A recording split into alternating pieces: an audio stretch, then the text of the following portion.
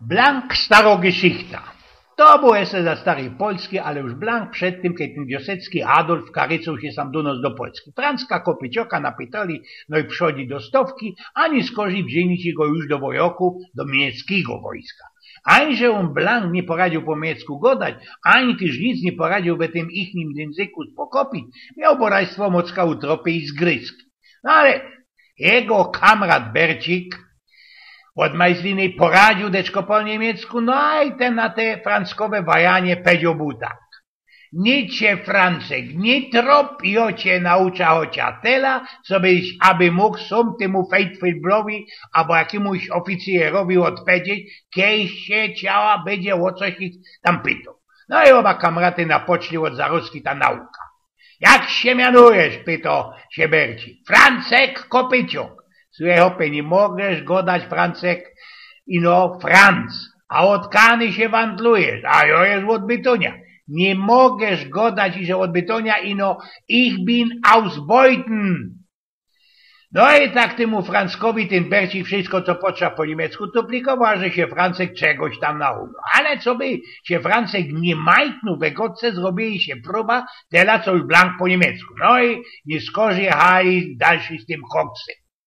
Wjazd bizdu, jakiś się stary, pytał się Bercik. Musisz odpowiedzieć, że ich bin 22 Jahre alt. Nie skorzy się ten oficer spytał jeszcze, jak długo jest przy wojokach. Wie lange in der Armee? No to mu rzekniesz, że całkie 2, ganz 2 Jahre. Na ostatek mogę cię jeszcze się spytać, jeśli twoje ojce żyją, leben euer Erzeuger? No na to odrzekniesz, że ja. No i Francek do kupy ze Bercikiem przetrajnierowali to wszystko jeszcze ze pora razy i Franckowi się zdało, i że już wszystko pochwytał, wszystko genau spokopił. Tela, co to wszystko była gotka jak papagaje godar, bo nic z tego nie miarkował. No i kiejsi głosza roku przyjechał do kasarni jeden major. Robi ekscesyrka, gawcy tak po wszystkich i na ostatek widzi mu się ten Francek Kopyciok. Kom zu mir, odejdź sam ku mnie, rządzi po niemiecku. No Bercik go duknął we ziobra i Francek polosku temu majorowi. Wie heißt du? Jak się mianuje? Spytał ten oficer. Franz Kopyciok! Woher bist du? A skąd kończy, żeś jest?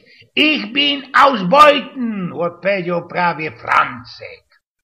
I teraz ten major miał się spytać, a jakiś to jest chłopie stary i to się Francek na oboczył. A ten major się go pytał tak. Wie lange in der Armee? Jak długo, że jest tam przy wojokach?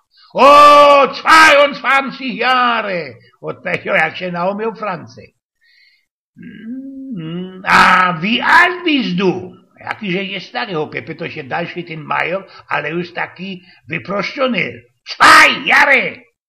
Ten major tak się dziwo na tego Francka, obzierał rest wojoków i tak Blank po cichutku pod puciskiem godo. Abo jo je głupielo, aboś ty jest świtniony. Łamamy są, padł Francek i stercy kontentny i że na wszystko umiał temu majorowi richtycznie po niemiecku odpowiedzieć. Stare dzieje wspominał Eugen Spnioków.